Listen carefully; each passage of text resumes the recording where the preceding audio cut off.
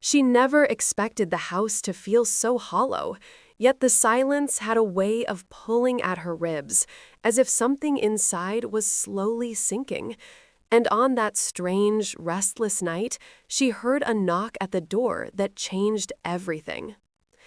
Amara stood in the dim living room, a thin shawl wrapped around her shoulders, staring at the door as if it were a question she wasn't ready to answer. She had not slept much since her husband, Rehan, walked out nearly 1 week earlier. His absence felt too sudden, too sharp, and every corner of the home echoed with memories she didn't know how to handle. The knock came again, softer this time. She inhaled deeply and opened the door.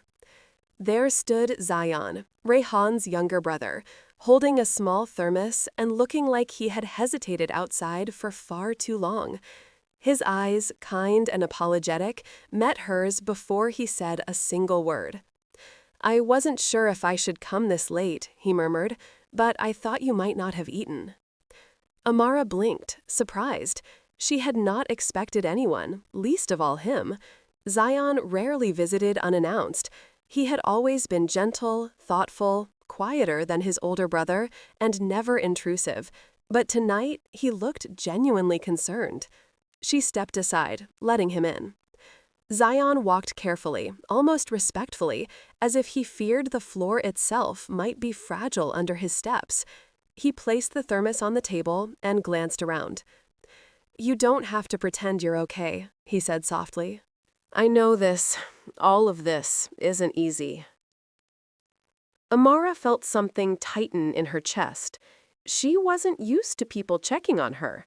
Rehan had never liked others involving themselves in their matters, not even family, and she had grown accustomed to keeping her heart tucked away, hidden behind polite smiles.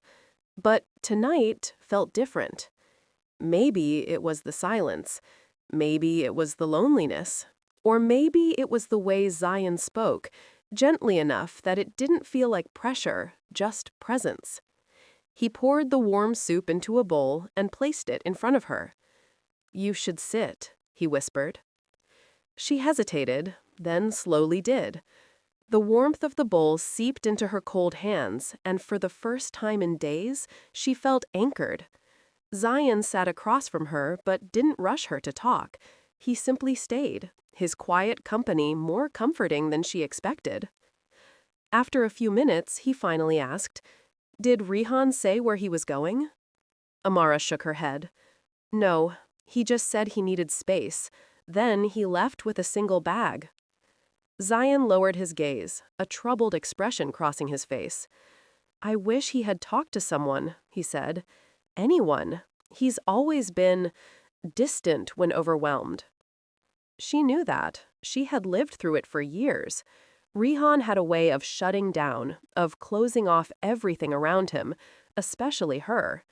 But something in Zion's voice suggested he carried a worry deeper than he was letting on. "Do you think he's coming back?" she asked quietly. Zion looked up, surprised by the tremor in her voice. He didn't answer right away. He seemed to weigh his words carefully, as if he didn't want to hurt her with either hope or honesty. "I think he's lost," Zion finally said. "But sometimes people return when they realize what they've walked away from." His sincerity made her eyes sting. The clock on the wall ticked softly, filling the quiet spaces between them. Zion leaned forward, elbows resting lightly on the table. "I know I'm not the one you expected at your door tonight," he said, "but I don't want you to go through this alone, not even for one night." Something in that sentence, simple as it was, eased a part of her heart that had been trembling for days. And near the back of her mind, a question flickered. Why did Zion's presence feel steadier than the man she had married? As she exhaled slowly, a faint warmth settled in her chest, a warmth she hadn't felt since Rahan left. Right then, the night outside grew quieter, almost waiting. And in a soft, natural moment that formed on its own, she found herself saying gently, "Thank you for being here." His response was a small, hesitant smile that carried something she couldn't yet name. The room felt different now, not whole, but no longer broken. If you're enjoying this story so far, please like the video and subscribe for more heartfelt tales. Just as she reached for the empty bowl, Zion said something that made her breath pause halfway. Amara, there's something I need to tell you about Rayhan. Amara's fingers tightened around the bowl as she looked up, her heart beating faster than she expected. Zayan seemed to realize he had startled her, and he exhaled slowly before continuing. I didn't want to tell you this tonight, he said gently, but I don't think you should be left wondering in the dark. The room felt suddenly smaller, as if the walls leaned in to listen. Amara steadied her breath. Just tell me. Zayan hesitated for a moment, then spoke, each word careful, almost protective. Rayhan has been struggling for a long time, longer than either of us knew. He didn't leave because of you. He left because he's afraid of facing what's falling apart inside him. Amara blinked, uncertain if she felt relief or confusion. What do you mean? She whispered. Zayan leaned back slightly, his posture soft, not distant, but thoughtful. I think he felt overwhelmed. He didn't know how to talk to you about it, so he ran instead. It's not fair to you. It's not fair to anyone. The words hurt, yet they also eased the heavy guilt she'd been holding. Maybe she wasn't the reason Rayhan walked out. Maybe the emptiness he carried had nothing to do with her failings. A strange calm washed over her chest. Zayan continued quietly. He called me a few days ago, briefly, just to say he needed time, but he didn't say where he was. Amara lowered her gaze, absorbing the truth slowly. She had imagined so many reasons. Another woman, some hidden resentment, a sudden decision to abandon their life. But hearing this, he ran from himself, not her, shifted everything inside her. I wish he had trusted me enough to talk, she murmured. Zion nodded. I know. You've always been patient with him, more patient than most people could ever be. His voice carried warmth, not pity. She felt it settle quietly between them. For a moment, neither of them spoke. The ticking clock seemed louder now, counting the seconds of her tangled thoughts. Finally, Amara asked, Should I wait for him? Zion looked at her with a softness she didn't expect. You should do what gives you peace, he said, not what leaves you trapped in uncertainty. His words lingered, far more comforting than any false reassurance. She hadn't realized her shoulders had been shaking until Zion stood and gently placed a folded blanket around her. His hands never touched her directly, yet the gesture still felt like an anchor. You're freezing, he said quietly. I didn't even notice, she admitted. He offered a small, kind smile. That's what happens when you try to carry too much alone. Something warm brushed the edges of her heart. She knew Zion had always been thoughtful, but tonight it felt like he saw her in a way she hadn't been seen in a long time. The lamp cast a soft glow on his face, highlighting the concern etched in his features. Do you want me to stay until you fall asleep? He asked. I don't want you waking up to an empty house again. Amara hesitated. It wasn't inappropriate. It wasn't a boundary crossed. It was simply someone offering comfort on a night when she had none. But accepting it felt strangely vulnerable. She wrapped the blanket tighter around herself. Maybe, just for a little while. Zayon nodded, taking a seat on the sofa across from her. He kept a respectful distance, his presence steady and unobtrusive. They sat like that for some time, exchanging only a few quiet words about trivial things. The warmth in the room shifted, not romantic, not forbidden, just human. Yet, deep inside, Amara felt something unfamiliar stirring. Not affection, not longing, just awareness. Awareness of a kindness she had missed. Awareness of how gently Zayon treated her. Awareness of how lonely she had been without realizing it. At one point, she looked up and found Zayon watching her with an expression she couldn't quite read. Gentle, concerned, maybe something more layered beneath. She didn't know what to make of it. And just as her eyes began to grow heavy, he spoke again. Amara, there's something else about that call with Rehan, something I wasn't sure if I should tell you. Her heartbeat skipped, her drowsiness instantly replaced by a subtle ache of anticipation. What is it? She whispered. Zayon didn't answer yet. He simply looked at her with a quiet seriousness that sent a chill down her arms. It felt like the night was holding its breath.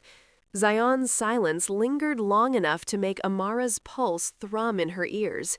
He seemed to search for the right words, as if the truth needed careful handling before it could be spoken aloud. Finally, he drew in a slow breath. When Rehan called me, he wasn't alone.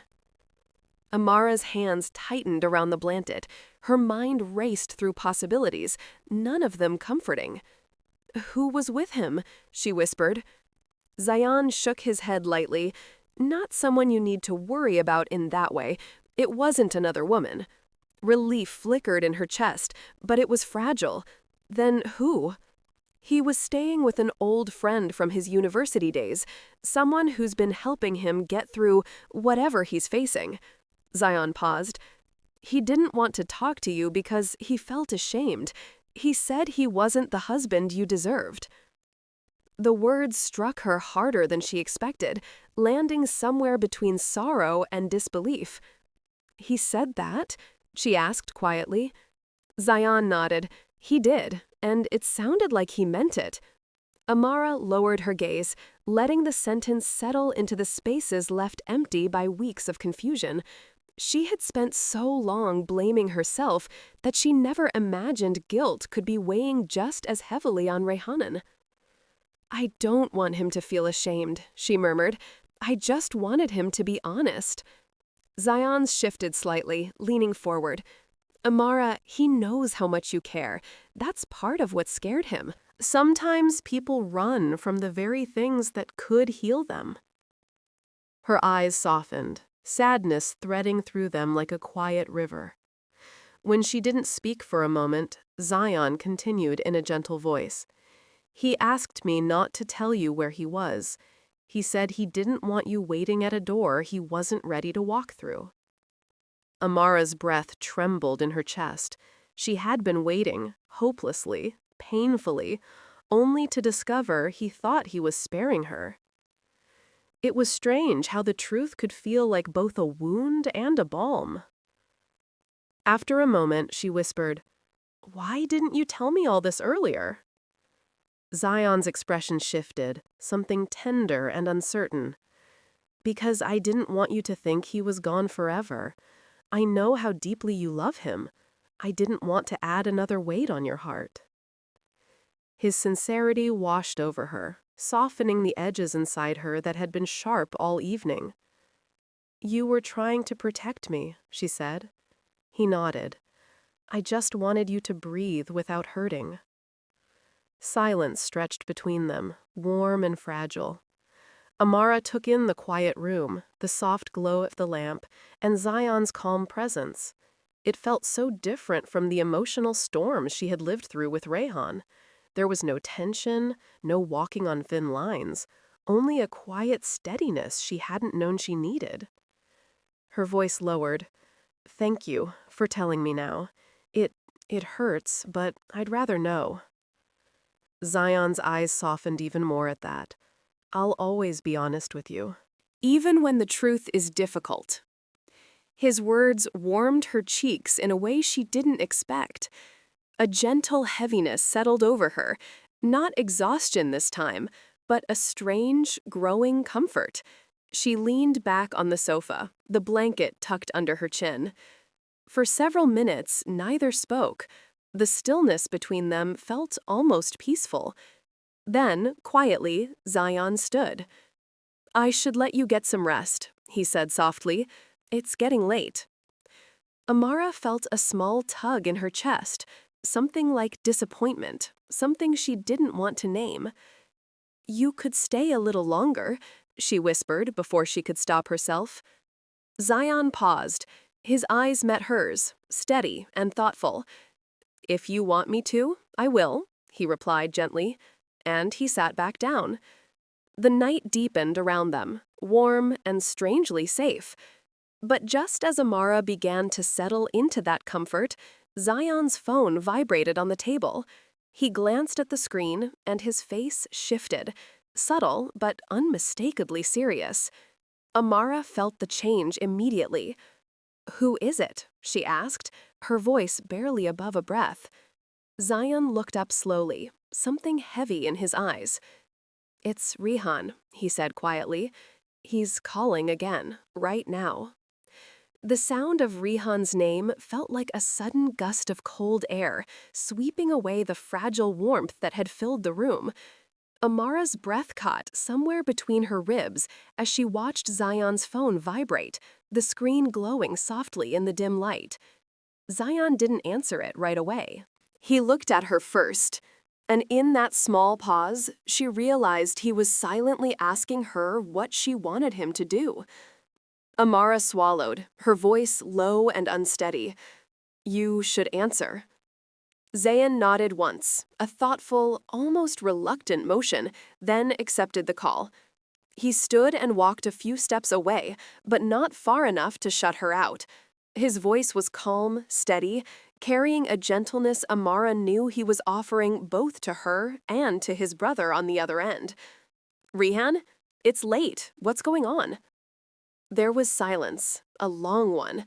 Amara could hear nothing of Rihan's voice, but she saw the way Zayn's expression tightened, then softened, then shifted again, as if he were listening to someone unraveling quietly. She clutched the blanket closer, her stomach warm with dread. She wanted to know and not know at the same time. Zayn listened for what felt like several minutes, murmuring small responses. "I understand. Just take a breath. We'll figure this out." His tone held patience, the kind that waited without pressure. Then, suddenly, his eyes drifted toward her with a look she couldn't decipher, something like worry mixed with hesitation. He turned slightly away from her, lowering his voice. But she still heard the quiet thread of truth. "Yes, I'm with Amara." Her breath stilled. Another pause. "No, she's not angry," Zan said softly. "She's hurting and confused. She deserves honesty." Amara felt her chest tighten. She could not hear Rayhan's words, but she could feel their weight from Zion's reactions. Zion listened again, his brow pulling into a faint frown, then relaxing as though he were trying to soothe something raw. "Rayhan, you don't need to disappear to fix things," he murmured, "but you also can't expect her to put her life on hold." Amara's fingers trembled. Another moment passed, and then Zion said something that made her heart thump painfully. "She's stronger than you think, but you can't ask her to wait in uncertainty forever." Her throat tightened. Zion exhaled slowly, then added in a quiet, firm voice, "You need to decide what you want your life to look like. Running isn't choosing." A long silence followed. Amara watched the tension loosen ever so slightly from Zion's shoulders, as if Rayhan had finally said something with clarity. "All right," Zion said softly. "Come home when you're ready. Just don't come halfway." Then, after a final exchanged breath, he ended the call. The silence in the room settled heavily, like dust drifting through still air. Zion walked back toward her slowly.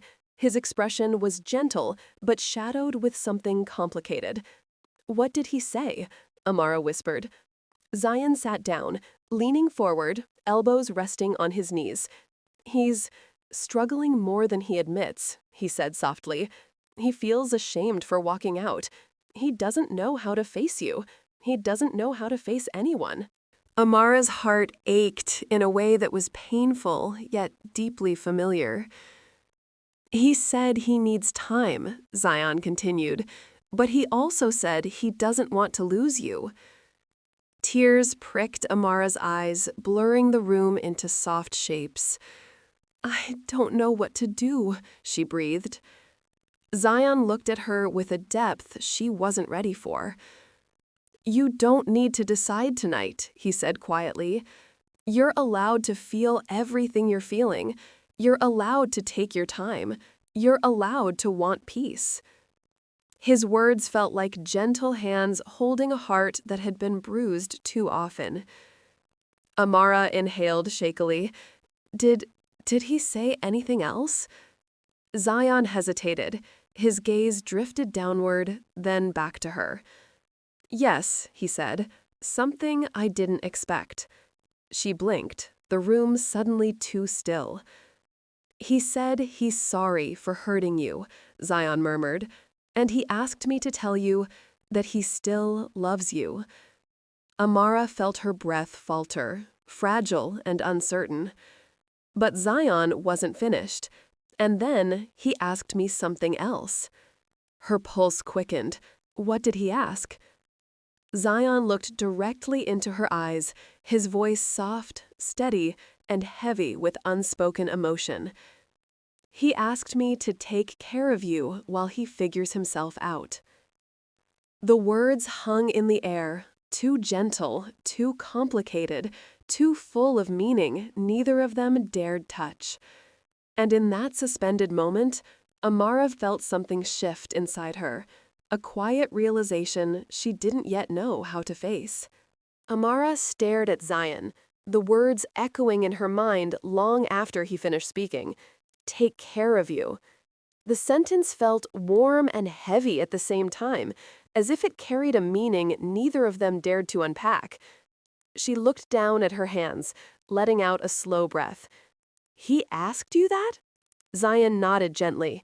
"He did, but not because he wants to step away from your life. I think he said it because he's scared he already has." Amara's chest tightened. She could picture Rayhan, lost, overwhelmed, running instead of facing the storm inside him. A part of her still ached for him, for the vows they had made, for the years they shared. But another part, a quieter, more fragile part, had begun to notice the steadiness of the man sitting across from her. She lifted her eyes to Zion. "And what did you tell him?" For the first time that night, Zion looked unsure. His voice lowered. "I told him I would be here if you needed support, not instead of him, not as a replacement, just as someone who cares." Something softened inside Amara, a gentle warmth settling under her ribs. Zion wasn't claiming a place that wasn't his. He wasn't crossing lines or making promises he shouldn't. He was simply offering something she had desperately needed, kindness without conditions. She let the blanket slip slightly from her shoulders, not from cold this time, but from a need to breathe freely. "Thank you," she whispered, "for everything tonight, for being honest, for staying." Zion offered a small, quiet smile, one that felt steadier than anything she had seen in days. "You don't have to thank me. I'm just doing what anyone who cares would do." The warmth of the room deepened. For a long moment, they sat in silence, listening to the hum of the night, the soft tapping of something against the window, and the steady rhythm of their own breaths. The emotions between them felt delicate, like something that shouldn't be rushed or named. Finally, Amara spoke, her voice softer than before. "I don't know what tomorrow will look like. I don't know what Rayhan will decide, or what I should feel." "That's okay," Zion replied. "You don't need clarity in one night." She nodded slowly.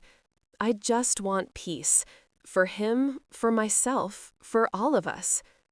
Zion's expression gentled even more. "You deserve that. Whatever choice you make later, it should come from calm, not pain." His words felt like a protective shield wrapped around her heart. The minutes passed quietly. Amara leaned her head back and closed her eyes for a moment, letting the quiet settle her. She had felt lost for so long, drifting through days of unanswered questions. But tonight, despite the ache, she felt something she hadn't felt in weeks. Grounded. Not because she had answers, not because everything was fixed, but because someone had stayed. When she opened her eyes again, she found Zion watching her with a look full of gentle concern, not judgment or expectation. "Do you want me to go now?" he asked softly. Amara hesitated, her breath catching for a small, uncertain moment. "If you want to stay a little longer, I wouldn't mind." Zion nodded once, a quiet acceptance filled with understanding. "Then I'll stay." He moved to sit beside her, not close enough to startle her, but close enough that she felt less alone. The silence between them shifted into something calm and warm, like a small lamp glowing in a dark room. After what felt like a long, peaceful pause, Amara turned slightly toward him. "Zion? Yes? Thank you for treating my heart gently tonight." His eyes softened, deeper and warmer than before. "I would never do anything else." The room felt still, as though the night itself was listening. Amara breathed in, slow and steady. "When Rayhan comes back, things won't be simple." "No," Zion agreed quietly, "but you're strong enough to choose what's right for you." She looked at him fully then, really seeing him, the patience, the kindness, the sincerity he carried without needing anything in return. And for the first time since Rayhan left, she felt a tiny spark of hope. Not for a perfect ending, not for the past to magically mend, but for the possibility of healing, of clarity, of a life that didn't have to be shaped by fear or confusion. Whatever tomorrow held, she would face it with a steadier heart. Amara exhaled softly, letting her gaze drift back to the quiet room. But before she could speak again, Zion's phone vibrated once more. He looked down at it. His expression shifted, surprised, unreadable. "It's a message," he murmured, "from Rihan." Amara's heart lifted and sank at the same time. Zion opened the message. His eyes widened slightly. Then he looked at her, his voice almost a whisper. "Amara, he says he's coming home tomorrow, and he wants to talk to you." The air between them grew still, charged with a quiet tremor of everything that tomorrow might bring.